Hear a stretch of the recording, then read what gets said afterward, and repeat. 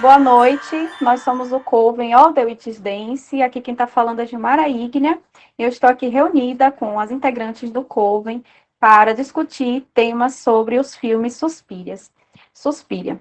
Estou aqui com Isa Mirá, Luciane Carvalho, Daiane Oliveira, Vi Alves, Xalaika Teres, Tatiane Berg, Paloma.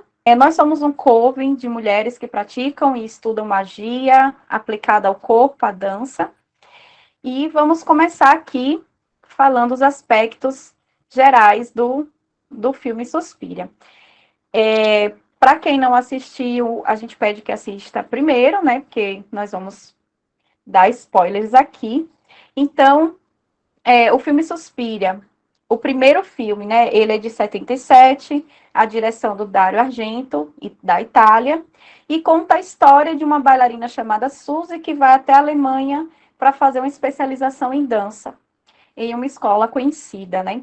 Esse filme, ele inicia uma trilogia sobre as três mães, fazendo referência ao ensaio do Thomas Quincy, né? Que é Spirias de Profundis, e aborda esse livro, ele é baseado em poemas de pessoas que usaram alguma coisa alucinógena, e esse livro ele aborda uma espécie de meditação sobre as camadas mais profundas da consciência e da memória humana, utilizando, né, de alegorias como as três bruxas mais antigas e a influência que essas bruxas causam na sociedade.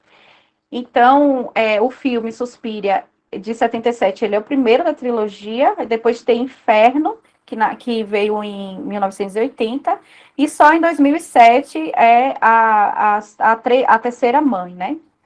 Então, quando o Suzy chega na cidade, a gente já tem aí uma cena, no filme de 77, uma cena chuvosa, com um ar estranho e bem dificultoso, e ela chega na escola e não consegue entrar, mas presencia uma menina que está saindo desesperada dessa escola, que tinha sido expulsa e que estava falando algumas palavras estranhas, como segredo e íris, e essa menina aparece morta depois, né? Então tem esse enigma aí no filme.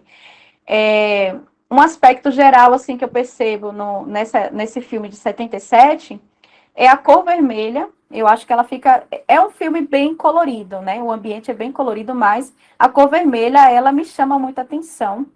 E também a presença dessa cor em outras cenas, em outras coisas, os símbolos geométricos nas paredes e nos quadros. Tem a sala vermelha de dança.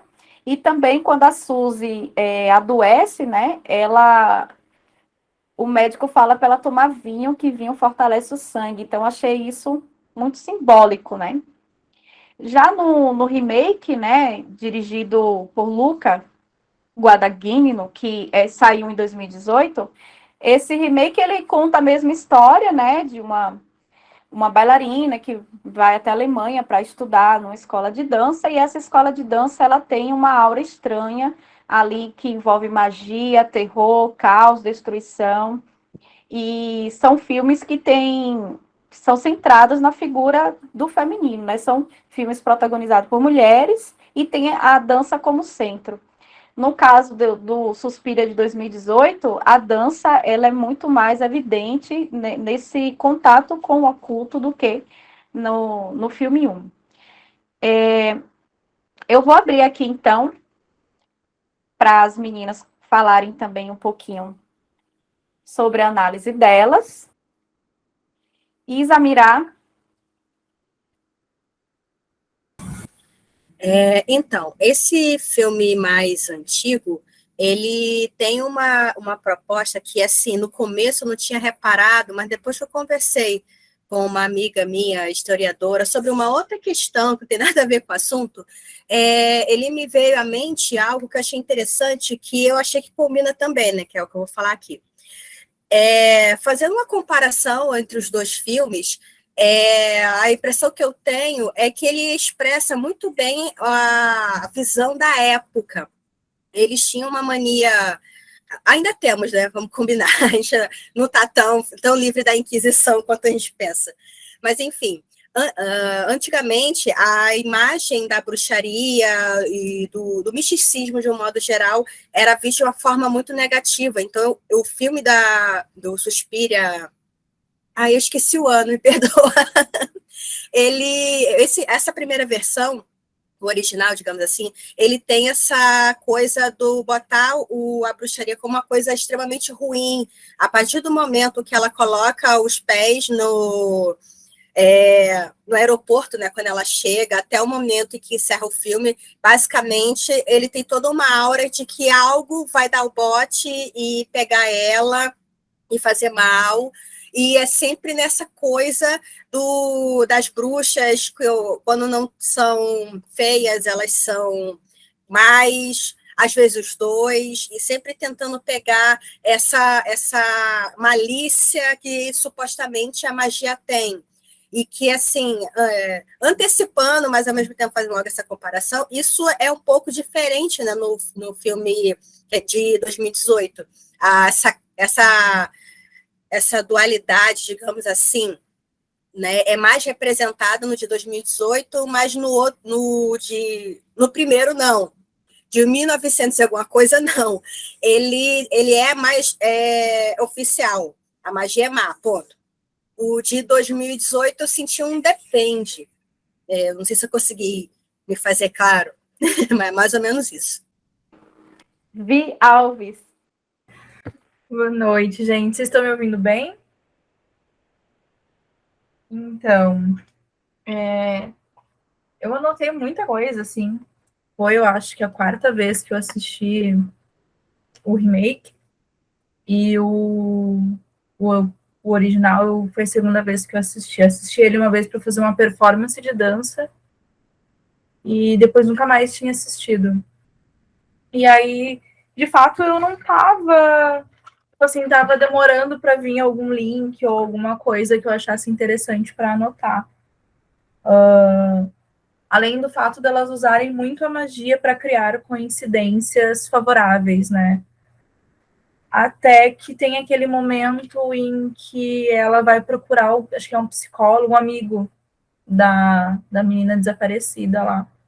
E aí ele fala, não, nada disso existe, é uma grande alucinação coletiva, mas eu vou te trazer um estudioso para falar com você, né?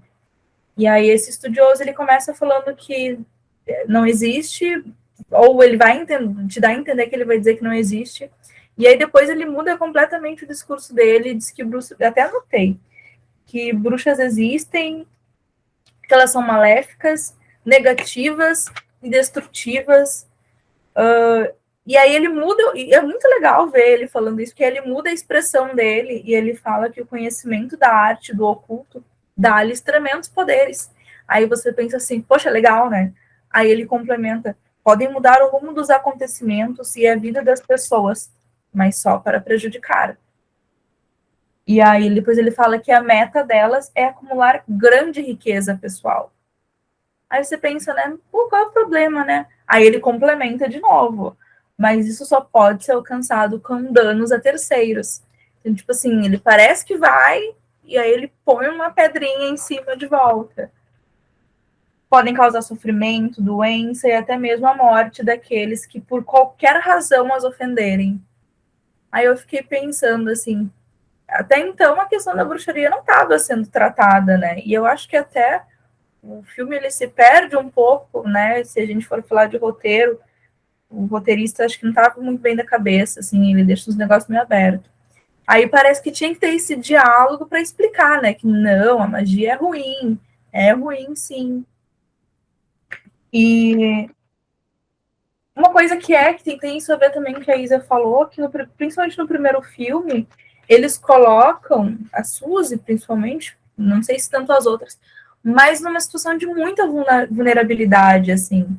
Você olha para ela, você imagina quase que uma pré-adolescente, assim, ela é toda quase que infantilizada durante uma parte, assim, tipo, não parece uma mulher com autonomia que saiu para estudar.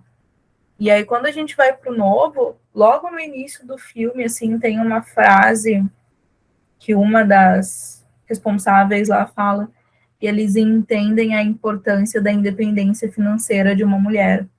E aí a gente já começa a ver por aí essa guinada de perspectiva que o remake, né, nos apresenta. E aí teve outra coisa que eu nunca tinha percebido e que dessa vez veio na minha cara com tudo, que é uma frase que aparece logo no início do filme. Eu devia ter anotado, mas ela é mais ou menos tipo: mãe é uma mulher que pode substituir todas as outras mulheres, mas nenhuma mulher pode substituí-la. E aí, desde o início, eu fiquei pensando, gente, isso é meio perturbador, né? Porque não, mãe não pode substituir.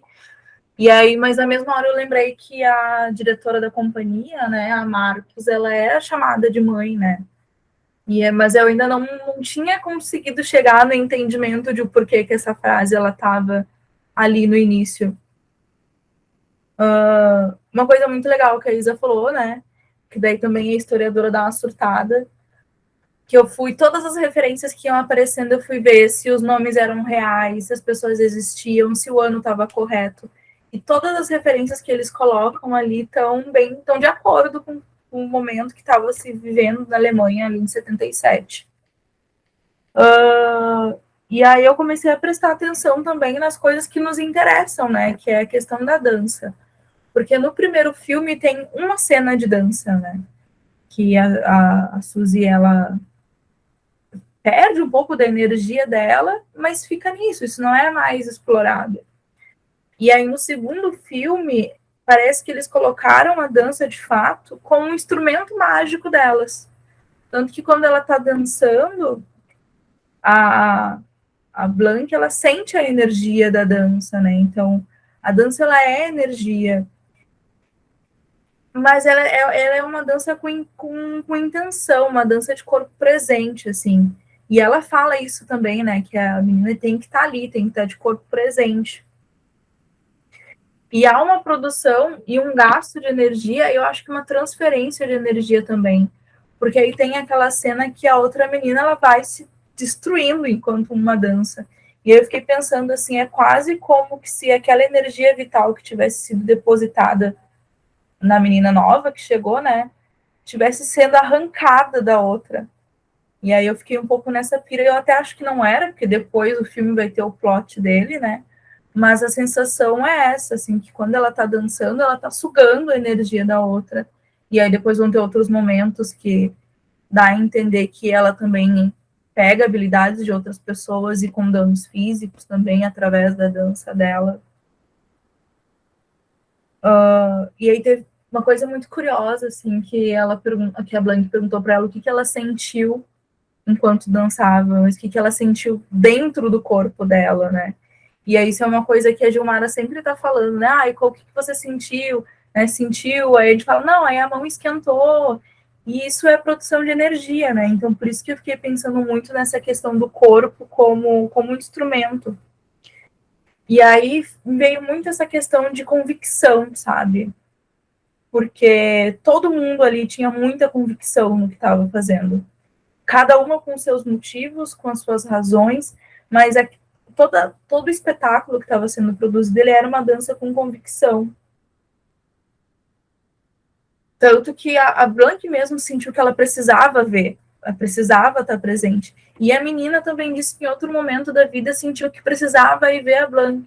Então parece que já tinha uma conexão assim que se criava, sabe? Quase que como dois polos que se atraem, como se naquele caso elas estivessem destinadas, né? E aí eu anotei até nessa minha pira de que a energia de uma estava indo para outra, é quase como se tivesse uma larva sendo depositada na Olga, e é como se essa larva estivesse saindo e indo para a Suzy, sabe? Que na verdade eu acho que é a energia que todas elas depositavam naquele corpo, né, que estava ali. E aí tem uma coisa muito legal também que ela falou sobre virar o instinto para dentro, né, para dentro do corpo. Ela falou muito da questão da força da força do renascimento, né, do poder que o renascimento tem. E aí uma coisa que acho que a gente já falou aqui também, que ela fala sobre o improviso, né, que o improviso ele é instinto, que o instinto ele tem que ser, na verdade, sentido. Por isso não pode ter espelho, tem que ser visceral. E aí, enfim, tem algumas outras coisas aleatórias, assim, que eu fiquei pensando, fiquei lembrando das questões de magia onírica, né? Porque elas faziam isso com muita frequência, todas as noites. E aí, no final, me veio a questão, assim, da questão do próprio plot, né? E a gente tem essa frase, assim, no início do filme, que é essa mãe que não pode, nenhuma mulher pode substituir. E eu acho que a grande sentença da Marcos foi quando ela desejou a morte de todas as mães, né? E aí, para mim, encaixou. Eu não sei, eu nunca tinha conseguido perceber isso, e acho que dessa vez, porque eu estava tentando analisar o filme, essas coisas vieram para mim, sabe? E aí eu fiquei pensando em outras coisas, sabe? De um ponto de vista religioso mesmo, quando a gente vê religiões que têm figuras que são correspondentes, são similares, mas aí eu crio a minha religião, e aí eu dou um nome para isso que existe na tua religião, e morte a tua religião, sabe? Eu fiquei fazendo um link assim, mas aí eu acho que também já vai um pouco para minha viagem. Mas eu me achei incrível de ter percebido isso. Acho que é isso. Muito interessante, Vi. Tem vários pontinhos que você tocou aí que também eu estou aqui guardando para comentar na parte mais específica. Mas eu vou chamar a Tatiane para falar agora. Oi, gente. Bom, eu vou ser sincera com vocês, assim, eu não consegui analisar tão profundamente quanto a Vi, né? Até porque eu não sou do meio da dança, né? Eu tô tendo essa vontade agora, né? Então eu acho que eu tô num momento de experimentar. E, gente, sinceramente, assistir essas duas versões, para mim, foi perturbador. Né? As primeiras impressões que eu tive, principalmente do primeiro filme, foi que, meu Deus, a coloração muito diferente, muito forte, como a própria Gilmara falou, muito vermelho, né? Vermelho e preto. E aquilo me trazendo assim aquela coisa de um sentimento de tensão, né? Ao mesmo tempo que parecia que eu ia me assustar a qualquer momento, mas ao mesmo tempo eu queria estar presente naquilo, né? Era uma coisa que estava me prendendo muito. O enredo do primeiro, eu tive muita dificuldade de entender a história, para falar a verdade. Eu achei que ficou muita coisa assim no ar, e até assim a questão do assunto bruxaria mesmo, eu achei que não foi explorado, né? E eu achei que foi assim uma forma muito rasa, e eu acho que até vai de encontro com o que a Isa falou, que época era aquela, né? Um assunto que não era bem visto, né? Então, por que exteriorizar tanto um assunto que naquela época, né, não era visto com bons olhos? Então, eu acho que também tem essa questão.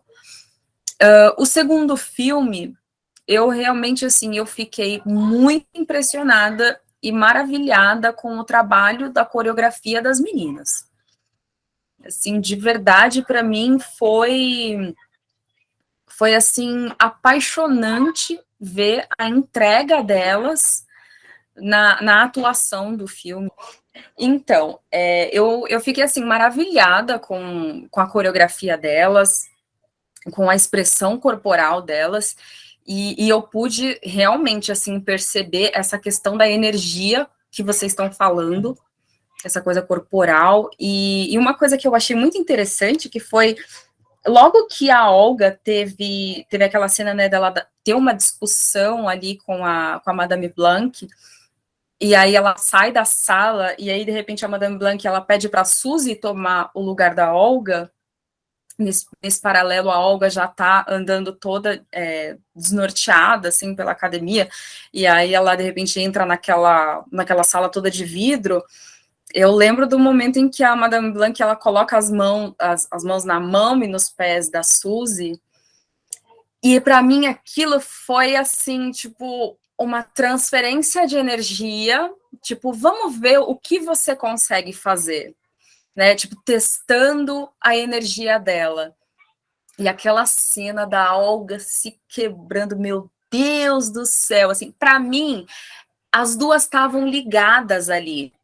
Eu acho que talvez até a Madame Blanc, ela fez de propósito para punir a Olga, pela Olga ter confrontado com ela, né? Então foi que um castigo, assim, bem... Bom, é comigo que você está lidando, querida. Sutilmente eu vou te colocar no seu lugar, né? E nossa, aquilo que a Suzy faz, assim, a movimentação, tudo... Eu achei, sim, que ela entrou numa espécie de transe, porque eu lembro que até no final, assim, ela não lembrava direito o que tinha acontecido, e eu acho que aquilo foi um êxtase, né, que ela teve. E deixa eu ver o que mais. Bom, tem muitas outras coisas, assim, mas eu acho que para mim, assim, a questão mais marcante foi isso.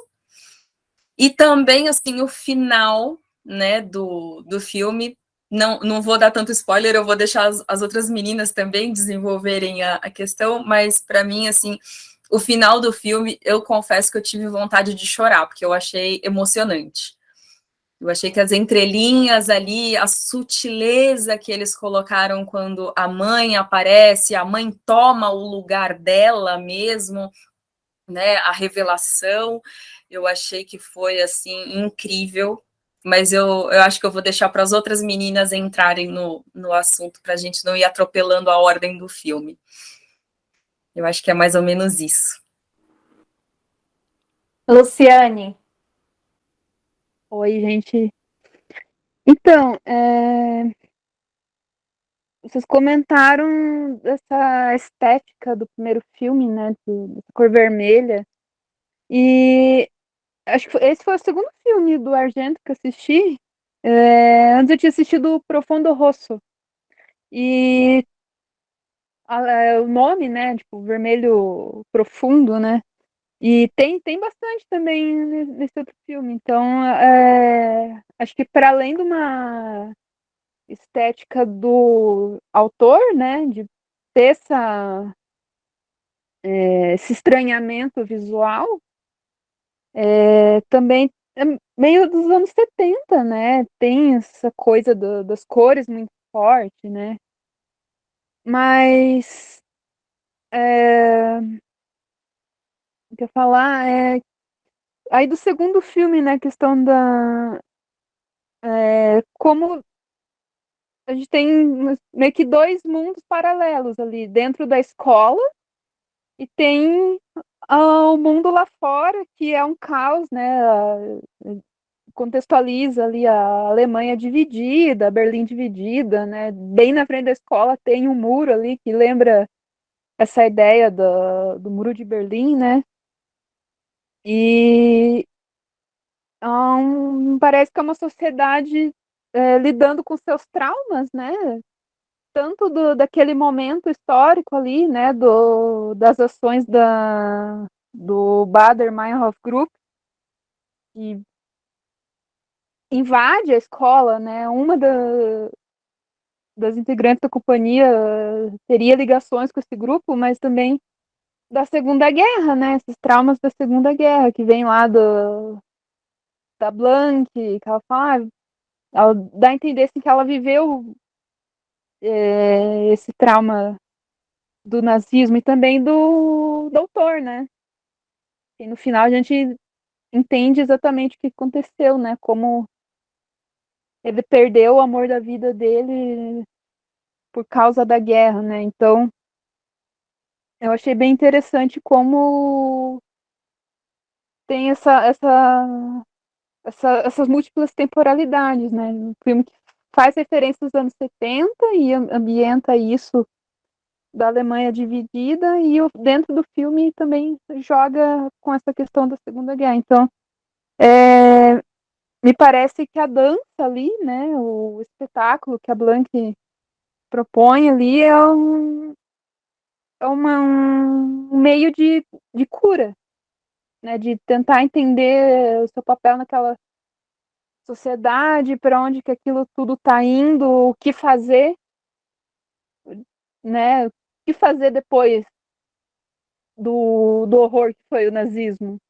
E ela me parece que ela tem muito essa proposta. Ela fala em algum momento, né, que o belo tem que ser destruído, né? Ela fala alguma coisa nesse sentido, né, que a arte dialogando com o seu tempo, né, trazendo essas questões políticas, né, para a arte, para a estética.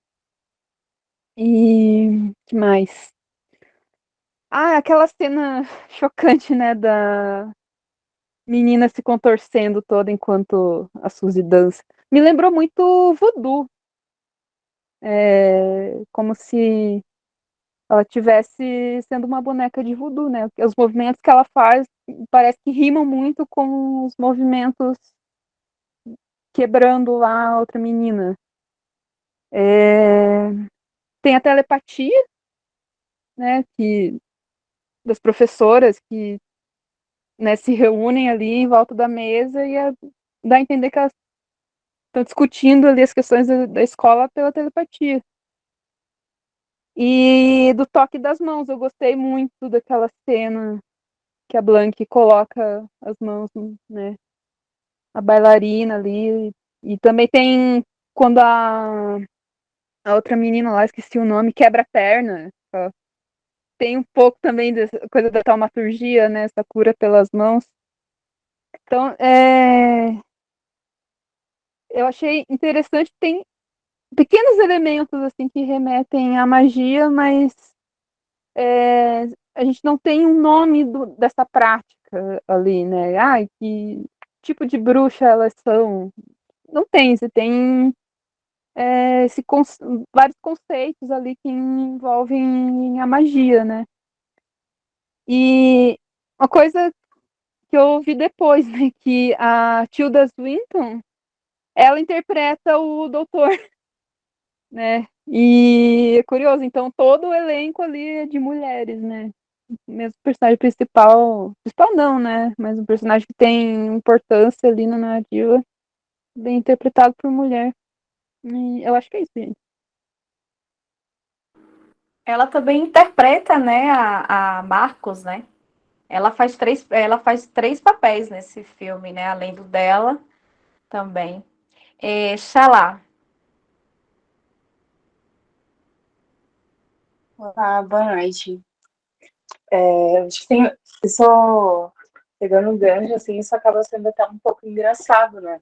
Porque algumas coisas eu só percebi durante o filme, porque eu assisti no Prime, e quando você tá com o mouse para cima e para baixo, ele vai mostrando os nomes dos atores. Então, até o final do segundo filme, eu não tinha percebido que era da Dakota Johnson.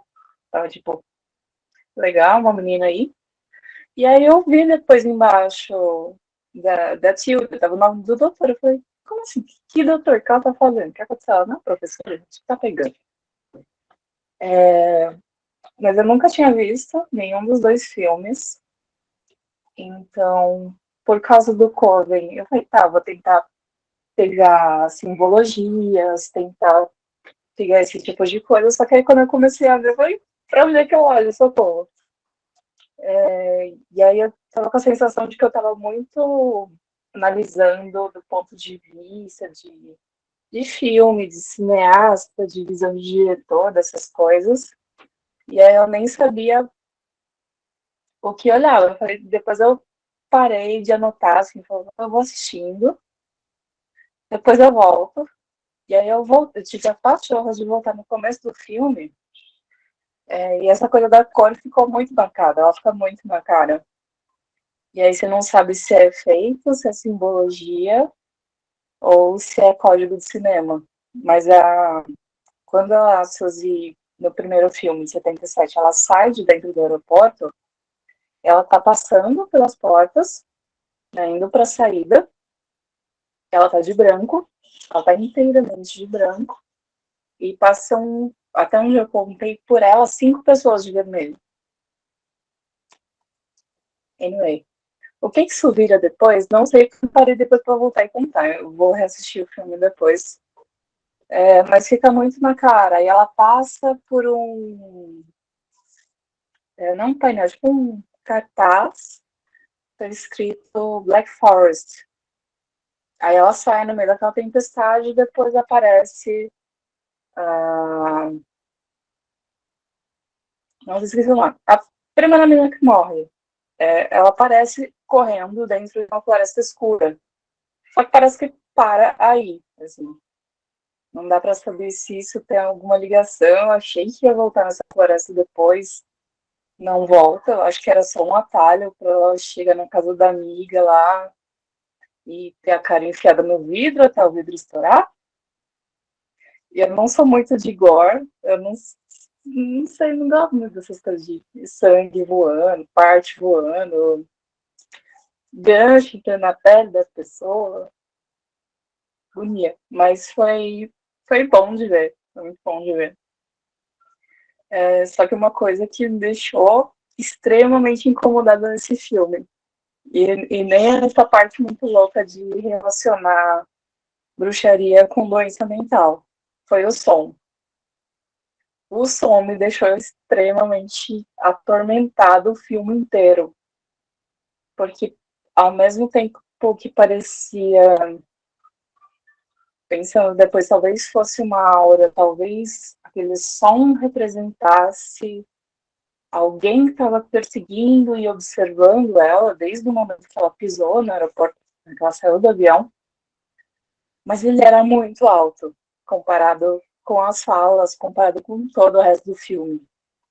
E nitidamente era para marcar, era para pegar, assim, atormentar de alguma forma, mexer com as pessoas de alguma forma. Mas aí eu sinto que é menos simbologia e mais coisa de diretor que quer mexer com a cabeça das pessoas.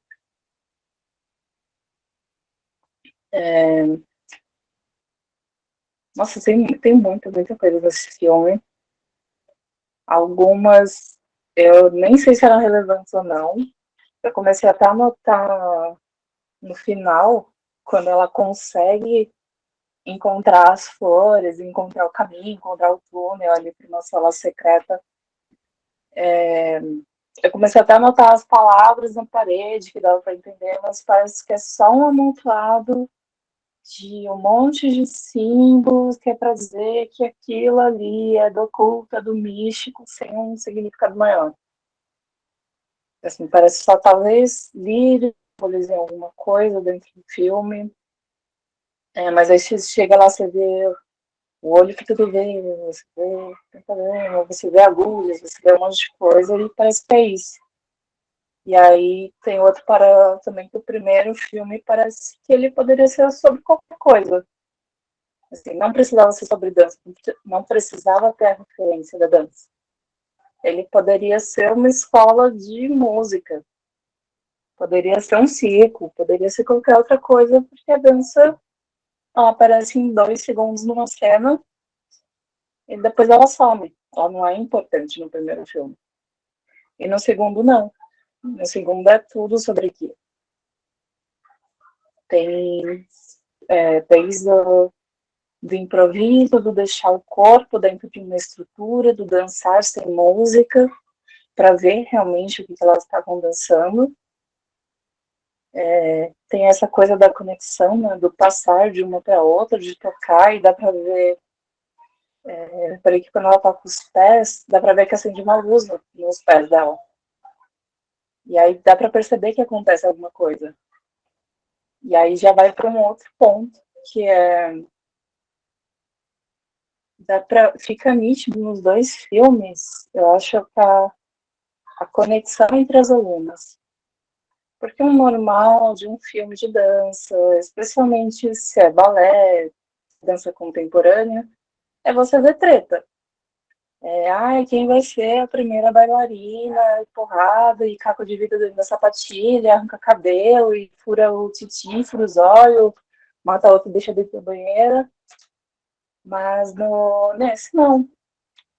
Especialmente no segundo, ninguém quer o papel principal. Né? Uma delas fugiu, algo ia tomar lugar, professora conversou com ela separado, dentro da aula já ia fazer essa, tipo, essa confirmação para ela começar a ser protagonista, e ela entra em desespero. Porque parece que todas ali estão cientes que alguma coisa acontece, só que elas não sabem exatamente o que. Os dois filmes têm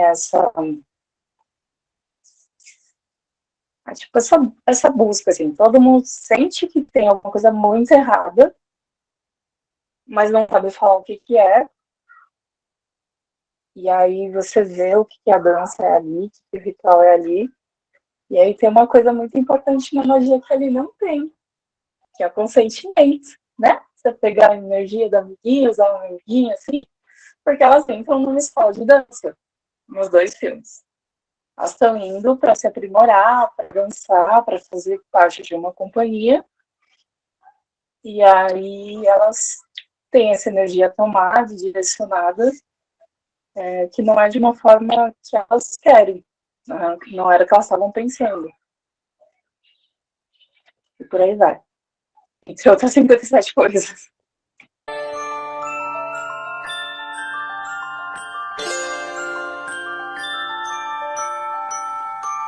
Daqui a pouco a gente faz o bloco 2 com as coisas mais específicas, os detalhes. Daiane. Olá. Então, o que me chamou a atenção, né, do filme, principalmente do segundo, eu vou falar mais sobre ele, porque foi aquele que eu consegui fazer uma maior conexão, digamos assim. E me chamou muita atenção a jornada de Suzy, né, que é a protagonista da história, e que essa jornada dela, né, de sair, né, de uma comunidade, né, religiosa, comunidade Amish, né, e ela romper, né, com todas aquelas barreiras, né, de opressão. Eu não sei se vocês notaram, mas ela pega, né, o dinheiro ali do dízimo, né, que é dado na igreja. Tem um momento que ela está com um envelopezinho, e ela pegou aquele dinheiro e saiu daquela comunidade, né, para um local, né, uma escola de dança, sendo que ela não tinha formação, né, específica naquilo. E eu acho muito interessante isso. E também o papel da mãe, né, das mães de uma maneira geral, né, porque a gente vai ver a mãe da Suzy, né, que aparece ali em flashbacks, né, como uma pessoa bastante opressora, né, então ela ali já dançava, né, escondido, e a gente vê essa figura de opressão e que ela precisa romper com ela para que ela possa ser ela de verdade, né, para que ela se desenvolva. E aí ela encontra quem, né? Uma outra mãe, que não deixa de ser uma mãe, né? A professora, a Blanque, né? E elas estabelecem uma conexão que as colegas do Colvin, né? Já falaram, né? Que é a questão das mãos, né? A Blanque, ela estabelece essa conexão também através do toque, né? Do corpo. E tem uma cena que eu acho muito interessante, quando ela pega, né? Ela segura as mãos de Blanc, né, e diz: eu quero ser as mãos. Ou seja, eu vou continuar o seu legado, eu vou continuar aquilo, né, que você ensinou, os seus ensinamentos. Então, eu achei isso muito interessante, né? Como você sai de uma figura de uma mãe opressora para essa figura, né, que não deixa também de ser uma mãe, né, da professora Blanc, que estabelece essa ligação que liberta ela, né, que faz com que ela se conecte com seus instintos e, por consequente, também descubra quem ela realmente é, né? Então, eu vejo também como uma jornada de autoconhecimento, né? E eu sou apaixonada pela Tilda Swinton, eu acho, assim, ela maravilhosa, sabe? Quando ela aparece, assim, ela fala muitas coisas com a expressão dela, com o olhar, entendeu? Quando ela olha para as amigas, né? E como ela fica impactada, né, com a presença de Suzy, né, ali. Eu acho que ela também, né, tem esse impacto, e essa dificuldade, né, de Blanc não deixar naquela cena, né, logo no final, que ela tem que ser sacrificada, né, e que ela não quer fazer isso.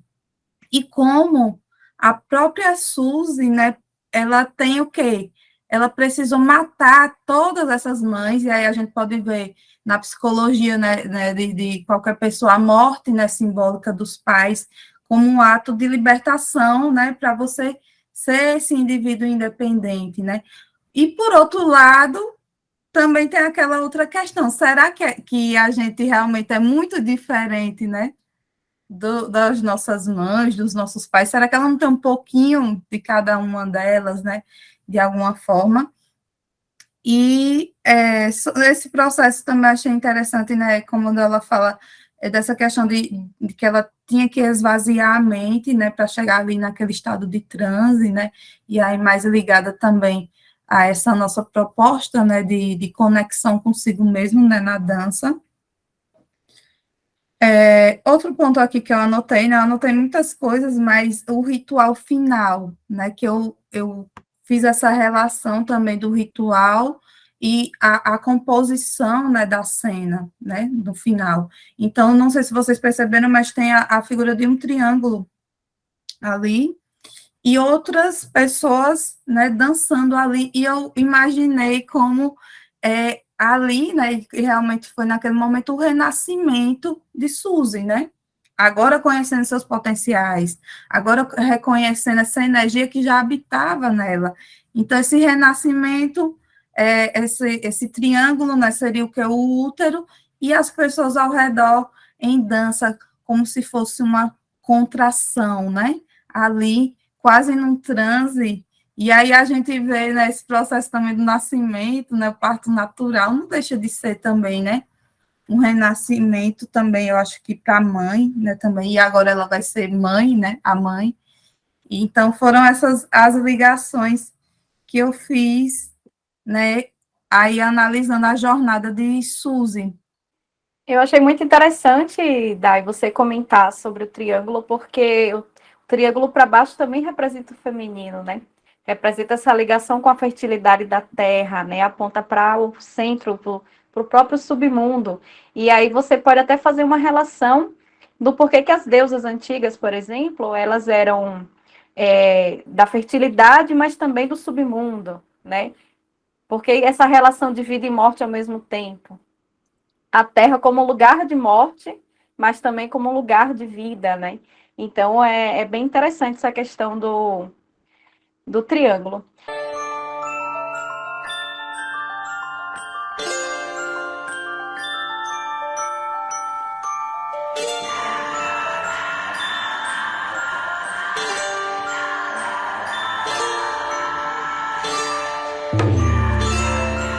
Bem, vamos então para a parte 2, né?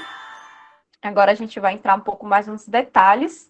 E aí eu vou começar a falar aqui algumas coisas e vocês vão se manifestando aí para a gente fazer o diálogo. Então, a primeira coisa que eu percebi, assim, de uma forma mais profunda, é uma ideia muito relacionada ao feminismo. O filme foi estreado na década de 70. E nesse momento está muito, né, bombástico essas discussões sobre a mulher. E o remake, né, ele também resgata isso, né? Só que de uma forma mais atual e muito mais profunda às vezes.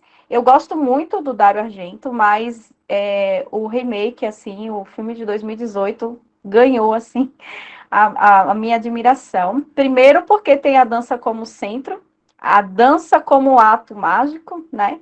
Que eu vou falar mais daqui a pouco, mas também por causa de alguns desenvolvimentos e algumas questões que no filme 1 fica complexo, assim. É uma tentativa de trazer o feminino para o protagonismo, mas ainda tem os elementos que ainda prendem, assim. Como, por exemplo, a Suzy, do filme 1, ser a coitadinha, a vitimazinha, né? Só que no final ela consegue destruir, mas o tempo todo ela tá com medo, ela é a indefesa, né? Então, essa estética de mulher no filme de terror tá sempre sendo a perseguida, a vítima, né? Essa relação que é diferente na Suzy do filme 2, que você vê que ela não é a vítima, ela não é a coitadinha, né? Pelo contrário, né? Então, eu acho que isso me chama muita atenção. E aí tem uma placa fixada na parede, né, em uma das cenas, que fala que foi o que a Vi comentou lá no início, que uma mãe pode assumir o lugar de todos, mas ninguém pode assumir o lugar de uma mãe, né? E aí eu fiquei pensando sobre essa relação, aí depois eu comecei a perceber a presença maior de mulheres no filme, também relacionada à bruxaria, essa ideia de que a bruxa é o feminino, que o feminino é o mal, né? O feminino como fé menos fé. E eu também percebi, tem essa questão da autonomia financeira, né? Tem vários elementos nos dois filmes que evocam um pouco dessa libertação do feminino na sociedade, mas eu acho que o de 2018 com mais ênfase. E eu percebi a escola ali como um portal, em ambos os filmes, né? Ambos os filmes, a escola como um portal para o mundo sinistro, né? Para esse mundo que é desconhecido, que por ser desconhecido ele é demonizado, né? É visto como algo do mal, como a gente já fala muito aqui, né? No Coven sobre isso. O, o livro, né? Que o Dário se inspira e que também vai inspirar o Luca, né? Depois o segmento que ele usa é um segmento que fala de uma deusa da fertilidade, da maternidade, acho que, se eu não me engano, em Roma, né? E tem essa relação da proteção da mãe com o filho, Levana, a proteção da mãe com o filho e as senhoras das dores, né? Então a gente vê muito essa questão dessa mãe que dá a luz ao filho, e essa ideia de que o ser humano ele nasce predestinado a sofrer também, né? Que dor, escuridão, são três mães, né? A suspírio, de dor, a escuridão, que é a tenebraro, e Que representa lágrimas. das lágrimas, né? Que é do sofrimento, dor, escuridão e sofrimento, né? De uma forma geral. Que são coisas inerentes ao ser humano, né? No primeiro filme isso não fica evidente, mas o segundo diretor ele desenvolve isso. Isso fica muito evidente essa questão de ser algo inerente ao ser humano. E ser colocado como chaves para o desenvolvimento do ser humano. Então, assim, o elemento sobrenatural no 1 perturba as pessoas, né? Mas você não sabe o que é. A menina cita o fio de Ariadne ali, né? No filme de 77. E aí eu fiquei tentando entender o que ela quis dizer com aquilo, aquele fio que liga todo mundo, né? O que ela quis dizer com aquilo, mas não fica evidente. Uma cena que me chamou a atenção muito é do cego, né? O cego, ele toca lá na escola, ele vai com o cachorro, aí você vê que tem alguma relação ali que o cachorro fica possuído, morde uma criança, depois mata o próprio dono.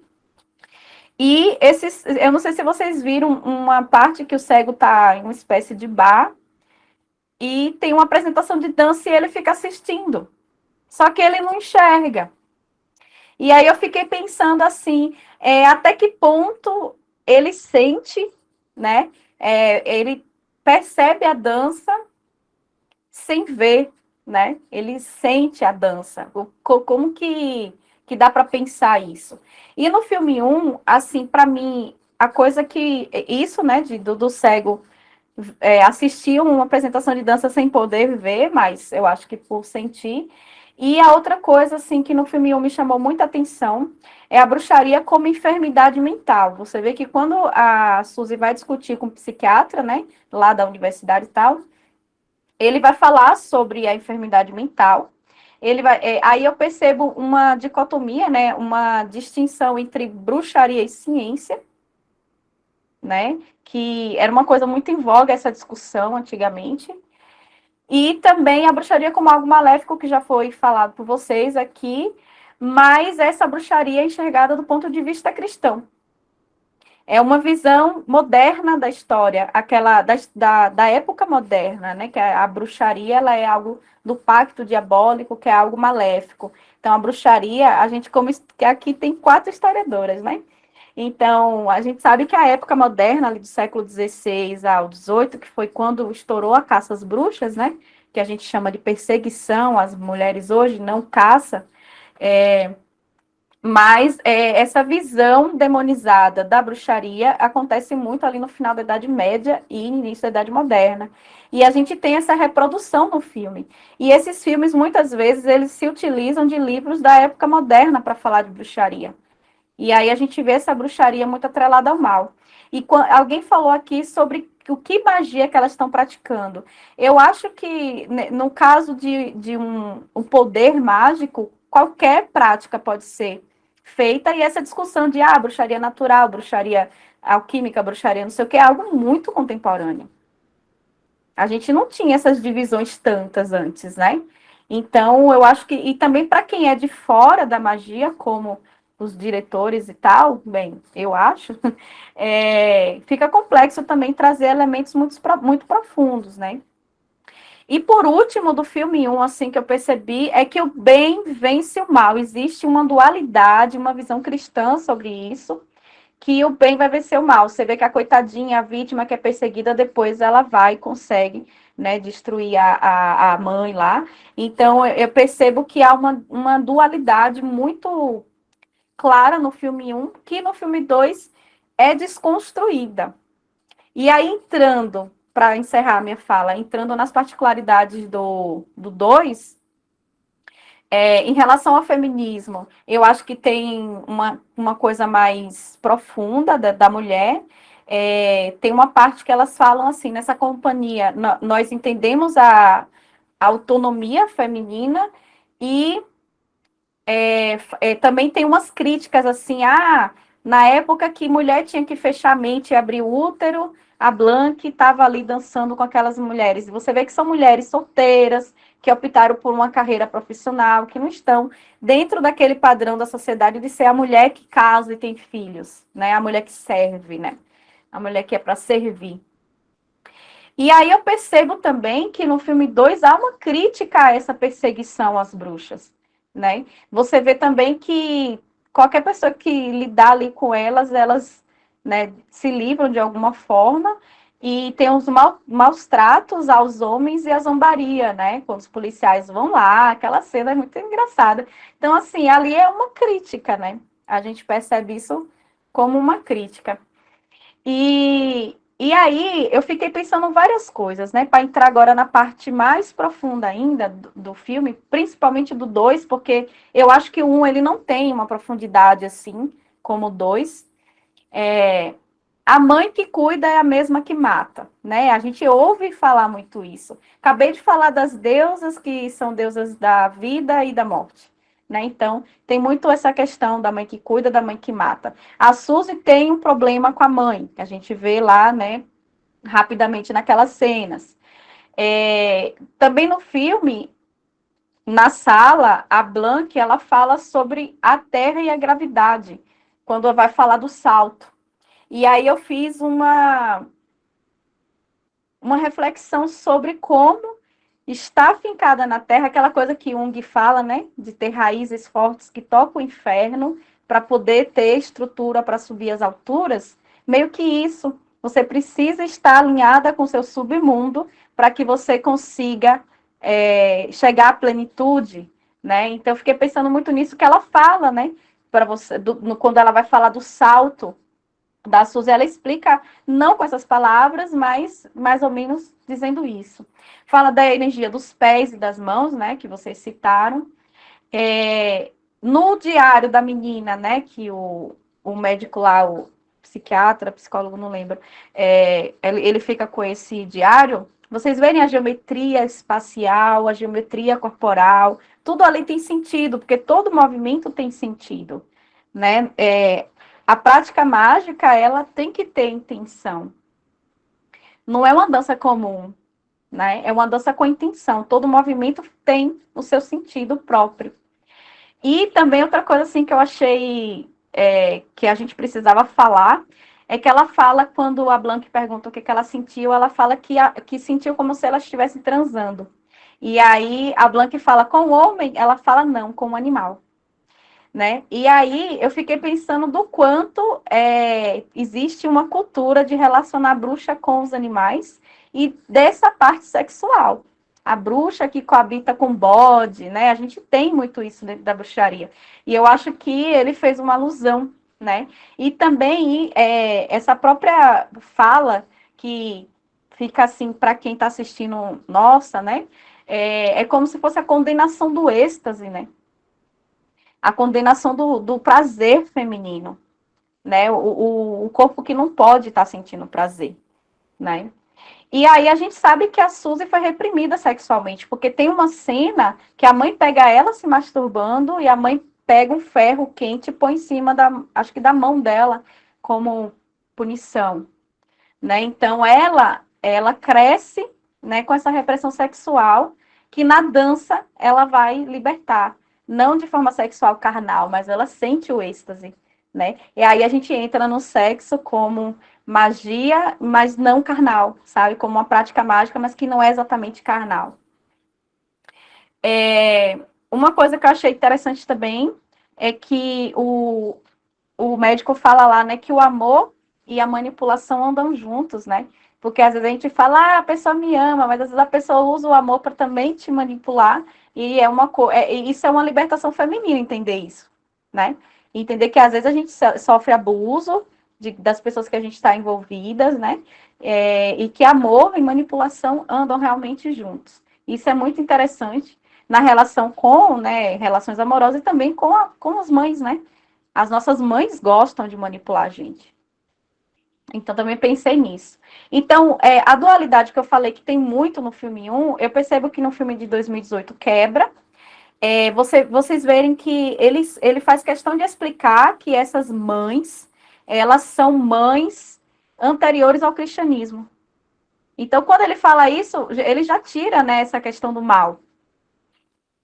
Porque são entidades antigas que não faz parte dessa moralidade de bem e mal, né? Então dá para a gente pensar isso, são 3 mães que regem o ser humano a partir desses 3 pontos que são, né, sofrimento, sofrimento, dores e escuridão, que são pontos de evolução. A gente precisa descer nesse inferno, né? Aí tem o triângulo, essa gravidade, essa terra como simbologia, para poder evoluir.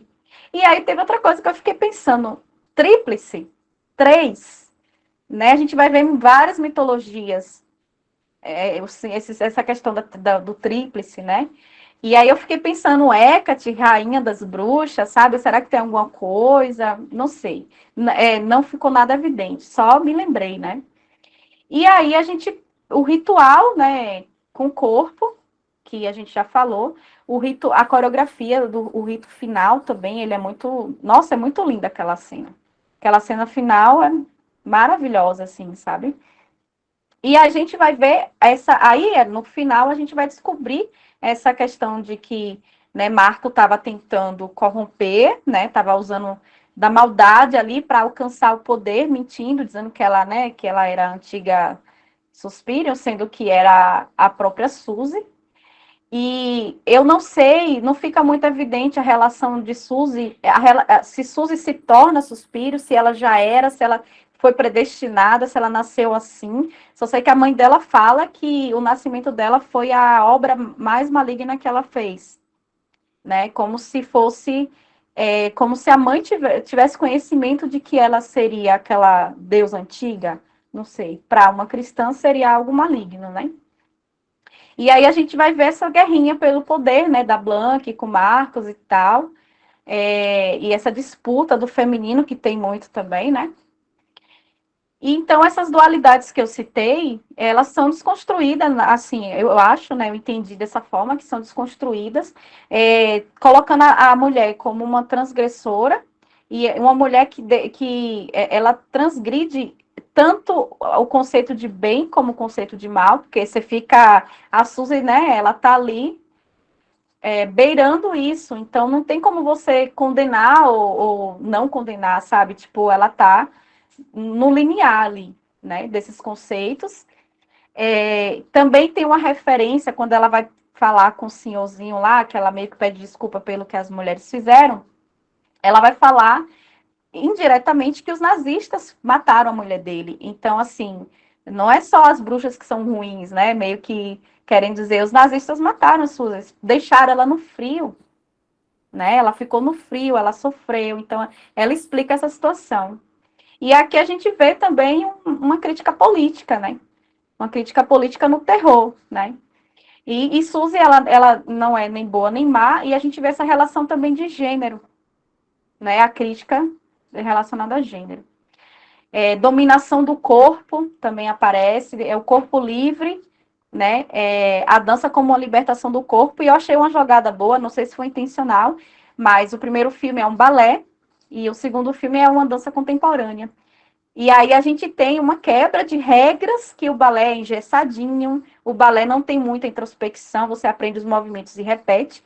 E no filme 2 você tem aí movimentos mais livres, mais instintivos, ela fala dos instintos, né, ela fala do improviso, que é exatamente a quebra com esse engessamento do balé. Eu achei isso uma jogada, se foi intencional, muito boa, né? E ela fala, quando você dança a dança de outra pessoa, você se esvazia de si.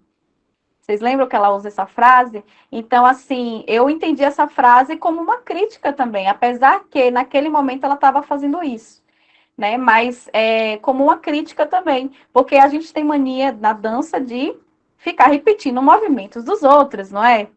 Então, assim, é meio que eu fiz essa relação. Ela fala também, existem duas coisas que a gente tem que acabar, né? Que é a beleza e a alegria, né, da dança. Também senti uma crítica a essa dança que é só estética e simpática, que ela não é profunda o suficiente, né? Porque ela sai desse campo do belo e do alegre. Ela fala que hoje nós precisamos quebrar o nariz das coisas bonitas. Por quê? Porque o que é bonito? É aquilo que é autorizado pela sociedade como bonito. Né? Então, eu vi essa crítica. Então, a gente vai ver a dança aí dessas mulheres, é uma dança que quebra com uma dança sensual, né? Não coloca essas mulheres como bailarinas, dançarinas, né? Com esses estereótipos que é construído muito na sociedade de ver uma mulher dançar, mas essa dança que representa sentimentos, né, de morte e renascimento. E aí você vê muito essa ligação também, e com essa herança dessas deusas, né, antigas. É uma dança que é ritualística, né, e não há nada de estereótipo, né, esse segundo filme, ele quebra vários estereótipos que se tem do corpo feminino, da dança, né, da mulher na sociedade. E a própria Suzy, que deveria ser a vítima do filme, que eu acho que foi uma jogada boa do diretor Luca, né, do segundo filme, que foi tirar ela desse papel de vítima, de coitadinha, de indefesa, para colocar ela ali como uma deusa, que também é monstruosa, né, mas que também é bela, e aí fazer essa relação, desconstruir esse monstruoso como algo só horrível, mas também trazer a beleza nessa monstruosidade. Então, achei isso muito, muito legal. E, para finalizar, eu queria citar a frase, assim, que são muitos pontos, né, gente? Se a gente for falar de tudo, tem uma frase que ela falou, assim, no final, que é: o movimento nunca é mudo, ele é uma linguagem. É uma série de formas energéticas escritas no ar, que formam palavras, frases, poemas, orações e feitiços. Então, assim, para mim, é exatamente isso, sabe? Esse filme, para mim, é excelente e tem muito a ver com o que a gente trabalha, né, aqui no Coven também, que é usar o corpo como esse veículo, a dança, né, como esse portal e ter um sentido, né, em tudo isso.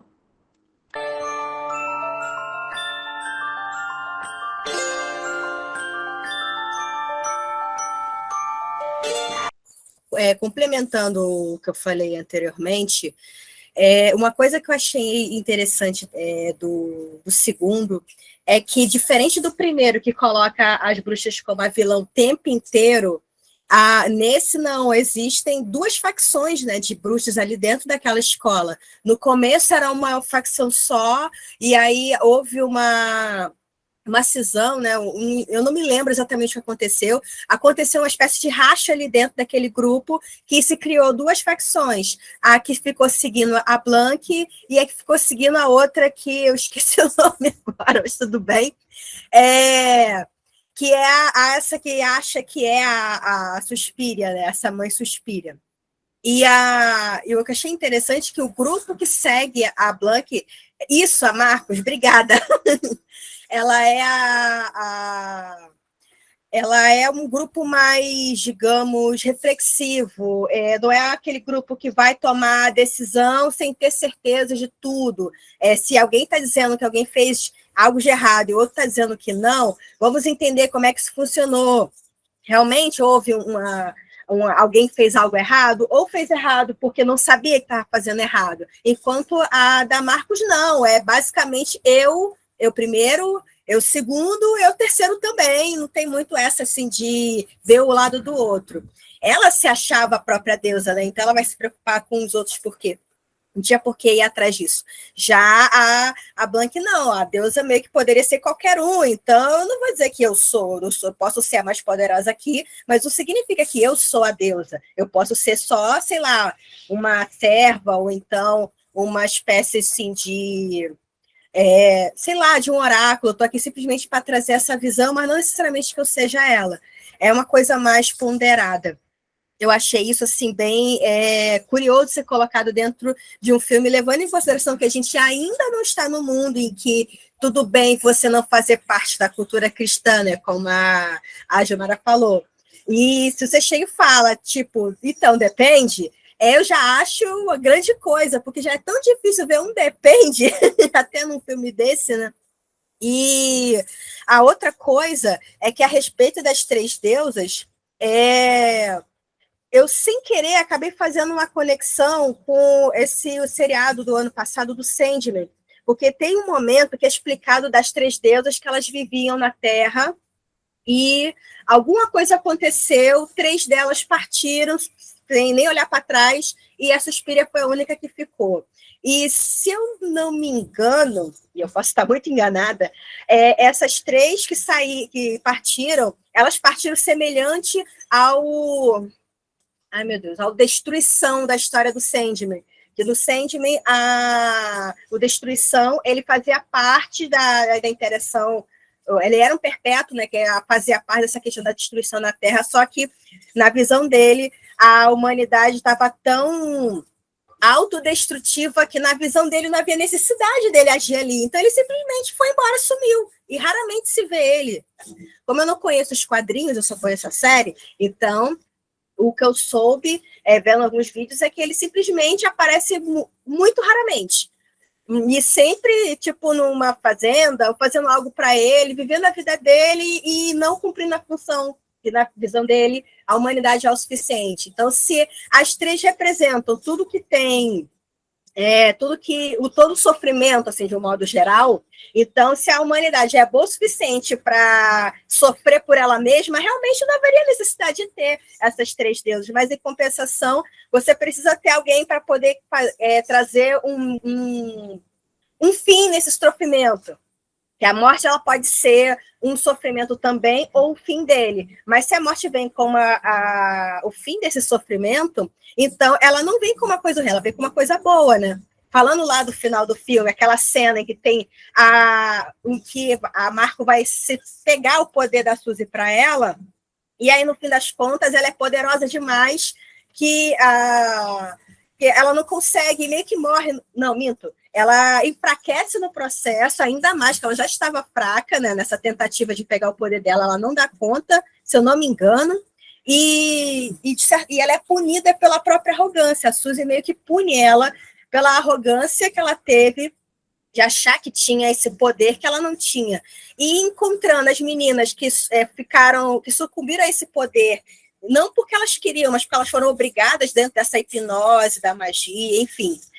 Ela chega para elas e as que tinham condições de sobreviver, ela libertou do transe. Mas a maioria não tinha condição de sobreviver. Então, ela deu para elas o que elas mais queriam, que era a morte. Então, esse momento que elas receberam a morte da Suspiria foi um momento de felicidade, de alívio, de certa forma de prazer também, porque eu estou aqui na merda, tô toda cortada, tô toda mutilada, enfim, aquela parte do gore, né? Tripas e sangue para tudo quanto é lado. E a única coisa que eu desejo é morrer. E eu não consigo, porque tem um fator mágico ali que não deixa eu finalmente descansar. E ela chega e fala: eu entendo o seu sofrimento, eu sinto a sua dor, eu sinto o seu desejo e eu vou te dar. E aí, naquele momento em que ela vai fazendo isso, e cada uma, ela olha para ela, não ela faz um jeito coletivo de forma geral, não. É individual, ela vai passando pelas meninas, olhando nos olhos, acolhendo bem aquela coisa de mãe e falando: eu sei que é isso que você quer e também sei que é isso que você precisa, então tá aqui o seu desejo. E eu achei isso tão assim, eu achei visceral, difícil de qualquer um entender essa coisa da morte como uma coisa que vem para o bem também, que era o caso ali. Elas precisavam daquilo para elas conseguirem se libertar de alguma forma, seja daquela dor. Não tinha outra forma. Mesmo se você pegasse coisas para o hospital, ali não tinha como. Não tinha como. E tem tanta gente que a gente vê hoje em dia que tem aquela pessoa que a gente sabe que ama de todas as formas, mas insiste que ela tem que viver e que tenta fazer isso e que aquilo, e que não aceita essa libertação, essa coisa, que é justamente também aquele momento que não tem a ver e ao mesmo tempo tem, quando ela está se transformando nessa Suspiria, né? Que é quando a Blanc chega para ela e fala para ela matar a mãe dela, né? Que assim, eu entendi como matar o vínculo. E a sensação que eu fiquei naquela cena que mostra a mãe na cama e de repente ela morrendo, eu senti nessa mãe justamente esse desespero do não querer morrer.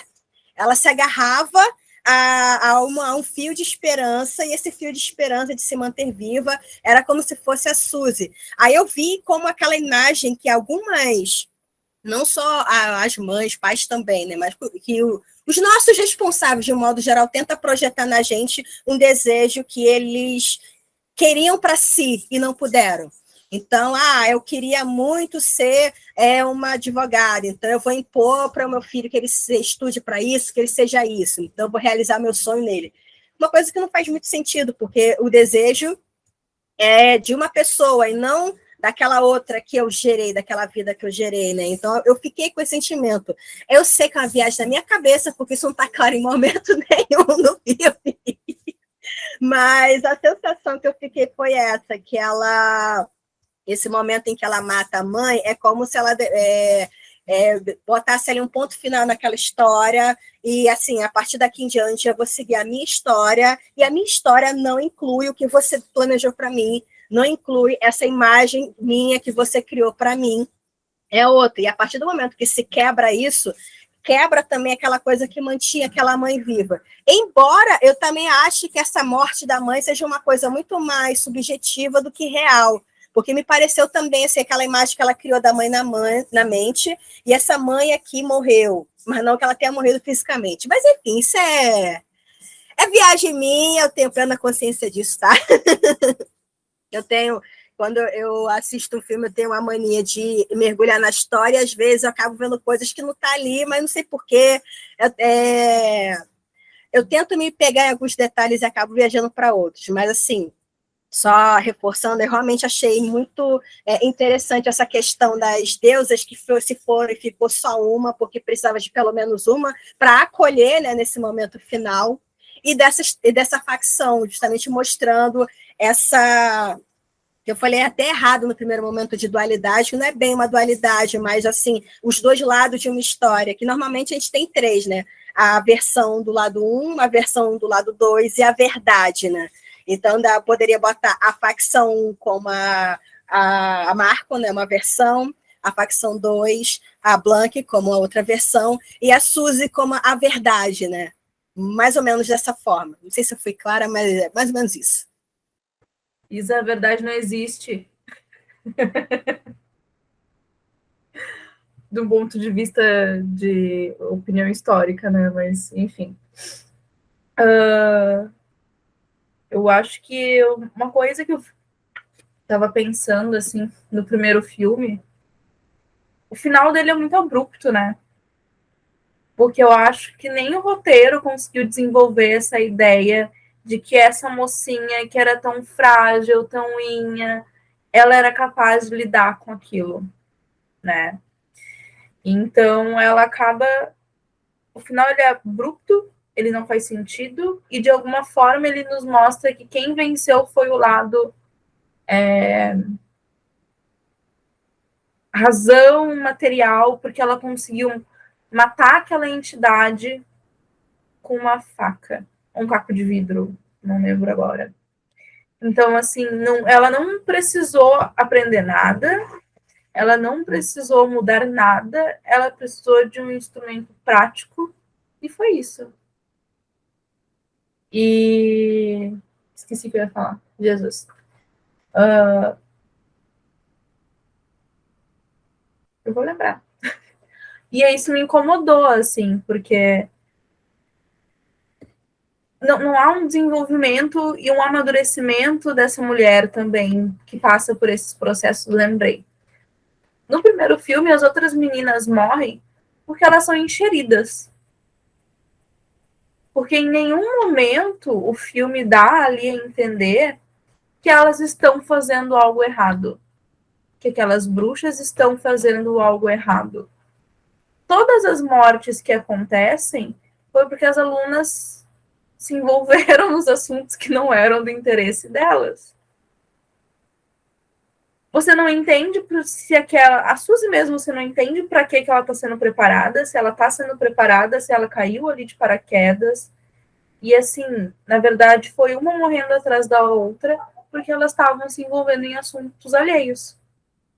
E a bruxaria, ela acaba entrando quase que como um instrumento só de assassinato.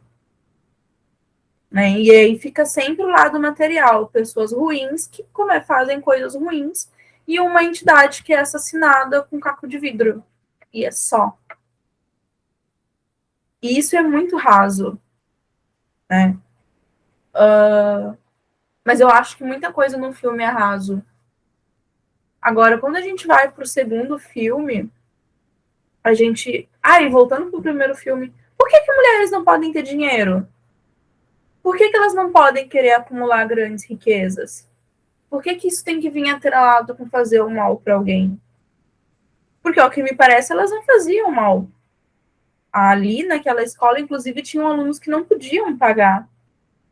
E que estavam ali pagando por serviços de outras formas. O que, convenhamos, né, é a forma como a nossa sociedade funciona. Quando a gente vai para o segundo filme, aí a gente já tem um pouco da quebra disso. Porque aí a gente pode ver que mulheres podem ter poder e elas não precisam necessariamente ser ruins. E aí isso bate muito na forma como a gente foi criada. Porque a gente foi criado para não ser nosso. A gente foi criado para ser do outro e para parecer para o outro. Então, para parecer uma boa menina.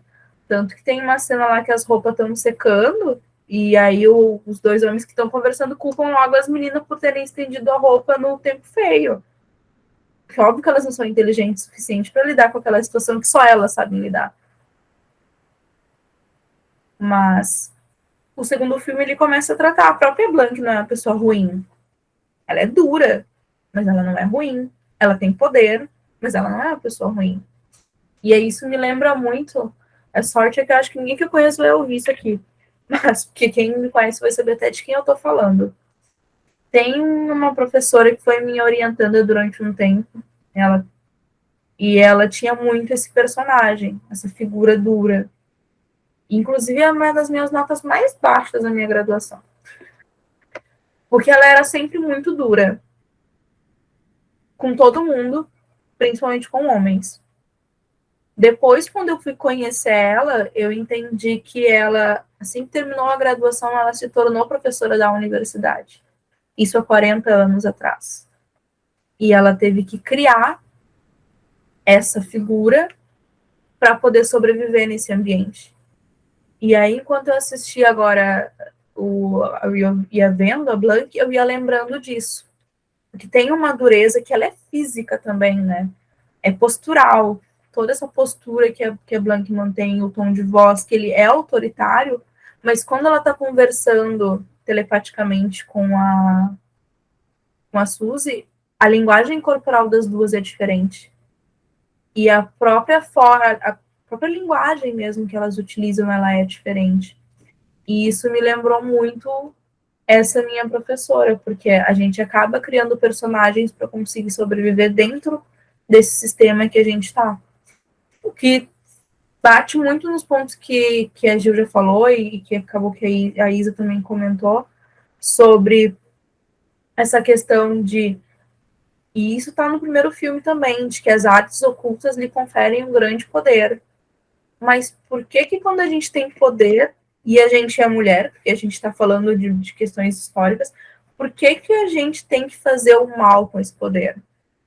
Por que a gente não tem poder de escolha? Que aí entra muito no que a Isa falou. Quando chegou lá no final, por mais que a Suzy tenha se tornado uma das mães e ela tivesse muito poder, ela ainda era boa. Ela sim acabou com a Marcos, e eu acho que foi sim pela arrogância, como eu disse, tipo, você declarar a morte a todos os outros, sabe? Tem muitas interpretações disso. Mas ela ainda concedeu a morte para quem desejou a morte, e ela conseguiu ainda ter aquela cena lindíssima com o médico, né? Onde ela conta a verdade para ele e dá um último suspiro, no sentido dele foi, acho que mais de paz mesmo. Então, assim, tem uma dualidade, porque normalmente quando a gente é mulher, a gente não tem. Quando você se rebela e quando você não segue o padrão, ou quando você diz que você quer ter poder, sim, então você é má. E se a gente for analisar, e aí eu acho ótimo até a gente pegar os padrões de vilãs que a gente está acostumado, que são as vilãs da Disney. Gente, a maioria das vilãs da Disney, se a gente for assistir agora adulto, a gente vai concordar com elas. E porque são mulheres que queriam poder, que desejavam seus lugares, e que acabaram sendo colocadas nessa situação de megera mesmo, né? E muitas vezes acabam sendo pintadas como não é egoísta, ambiciosas, como se a ambição fosse algo que mulheres não pudessem ter também. Então eu acho que esse segundo filme ele acaba sempre me despertando um pouco todas essas questões. Eu fiquei pensando aqui que você fala, né, que quando essa mulher ela tem poder, ela sempre vai fazer o mal. No filme 2 a gente tem aí essas mulheres com poderes, mas que também fazem o bem, né? E eu acho que é importante pensar que não é só a mulher bruxa que pratica magia que pode fazer o mal. Qualquer ser humano pode fazer o mal a outro. Mas por que a mulher com magia ela é mais temida, né? A bruxaria ela também um sistema que você pode usar a seu favor e a favor de outras pessoas também. Não necessariamente com esse conceito maléfico. E aí a gente volta nessa questão da dualidade de bem e mal, o que é mal e o que é bem, né? E aí a gente volta para essa discussão. Xalá. Eu acho que eu fui anotando vários pontos e pensando profundamente em poucos. Um dos que eu estava pensando realmente é a piedade no final. Parece que eles quiseram terminar assim no segundo filme. Deixar evidente que é uma mãe que também era piedosa. Porque um pouco antes alguém tinha falado pro doutor, né, pro psiquiatra, que quando as mulheres dizem a verdade a você, você não tem piedade delas. Você diz que elas estão alucinando. Tem muito essa relação, eu não li o livro, eu não sei diretamente qual a relação das alucinações, do uso de drogas, com o que está escrito no livro. Mas até as próprias alunas, em algum ponto, elas falam que elas não conseguem dormir no segundo filme e que elas tomam um Valium, não sei se acho que é um remédio real, diz que é para poder dormir, para não ter aqueles sonhos, que elas não estão controlando, está sendo meio que imposto a elas ali. E também tem uma outra frase que eu não lembro quem falou, que delírio é uma mentira que conta uma verdade. Que eu acho que a psiquiatra também falou sobre a paciente dele, que era a Patricia, eu acho. Que aqui tá surtada no começo, que depois você vai entender, né, o que tá acontecendo. Eu queria ter lido mais do caderno delas, o caderno que ela deixou para trás. É uma coisa curiosa que tem dentro, é tipo um cartão postal que é escrito Salomé, lá dentro. E pensando até pelo ponto, já é um homem que está contando a história nos dois filmes. Infelizmente, primeiramente eu fico feliz de não ter um abuso sexual ali, porque geralmente tem, quando são homens usando mulheres para contar histórias e para mostrar ela extremamente vulnerável e rebaixada. Normalmente tem alguma coisa assim, não tem nenhum dos dois filmes. Eu falei, ufa, que bom, né? Mas aí vai por outros lados, os outros lados acabam não me incomodando tanto do que eu já fico esperando de filmes. Vulgo não consigo assistir Almodóvar, gente, desculpa. Tipo, comecei vários, aparecendo, não, já sei o que vai acontecer, deixa quieto, deixa pra lá, deixa abaixo. E pensando um pouquinho paralelo dos dois filmes, né, tem uma questão que é aquela mesma do dinheiro. Por exemplo, no primeiro filme, de 77, fica claro que a Suzy está pagando para estudar ali. Que ela vem de uma família e que a tia dela e a diretora ali da escola já se conheciam. E acredito que essa seja a conexão dela. Se não fosse assim, talvez ela não estivesse ali. Então, parece que ela foi parar lá. E aí, sei lá, foi salva por ele podendo do protagonismo. Só é isso. Mas, realmente, ela não foi preparada, não parece que ela cresceu. Ela tacou fogo no rolê e ainda conseguiu sair fugida dali razoavelmente inteira. No segundo, não. No segundo filme, quando a Suzy entra para a escola, ela ouve que ela vai receber pouco, né, que a escola não tem condições de pagar muito, mas ela recebe para estar ali. Eu acho que tem até uma coisa muito séria sobre a arte. No primeiro, ela parece que a escola é mais um moldar, um aperfeiçoar de um vaso que já está moldado, de uma coisa que vai ser belíssima, que vai ser uma arte elevada. E aí no segundo, fica muito nítido o quanto a Blank ela leva a sério o que ela está fazendo como arte, como que vai ser expressado. A forma como ela se comunica até na própria apresentação, quando ela está falando da dança, como é que ela foi constituída, contando toda a história, né, do Volk, que é a coreografia ali, o espetáculo que elas vão apresentar. Não parece que ela vai mostrar uma coisa fofa, assim. Dá muito esse sentimento que ela está mostrando a arte dela e das alunas dela e de tudo que elas criaram ali. E só para puxar o pé do primeiro filme um pouco, tem uma questão que eu fiquei pensando muito e que eu vejo muito em filme que tem o protagonista, pode ser de qualquer gênero, mas quando só tem um protagonista que sai vivo, sabe? Tipo, todos os amigos, todas as pessoas que estavam ajudando ele nesse filme morreram. Porque no primeiro filme, a Suzy só sai viva também por causa do sacrifício das outras. Porque as outras foram sacrificadas e foram contando a verdade para ela aos poucos. Então, provavelmente, ela não teria percebido. Não parece que tem uma intuição muito apurada, não.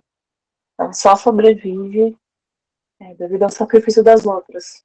eu também fiquei pensando muito quanto a gente, hoje em dia, consegue estudar, consegue praticar magia por causa das pessoas que vieram antes e que conseguiram guardar isso, conseguiram esconder isso para isso chegar em 2023 e a gente ainda tem acesso a alguns conhecimentos que não é para ter, porque muita coisa foi destruída. Isso que você comentou da Suzy do primeiro filme ter tido alguma parente, né, que a bruxa lá conhecia, eu fiquei achando que, apesar que não tem nenhum indício depois, mas quando eu vi ela falando assim, eu conheço esse sobrenome, ela falou, eu acho que era uma tia dela, né? Eu fiquei pensando, será que essa tia não já esteve na academia, descobriu coisas, e ela foi perseguida, e por ela ser uma descendente dessa família, ela ter sido perseguida ali, né, ter virado um alvo, né, de perseguição dentro da escola. Fiquei pensando nisso, apesar que depois não apareceu nada referente, né? Mas para mim, porque para mim não teve nenhum sentido ela ter falado dessa familiar dela que a outra conhecia, né? Qual foi o sentido disso ter aparecido no filme? Aí eu fiquei pensando nas possibilidades. Bem, meninas, é isso. Eu acho que rendeu bastante, né? A gente apontou vários detalhes aqui, foi muito interessante. Daria para falar até mais coisas, mas muito obrigada a todas pela participação e até o próximo podcast.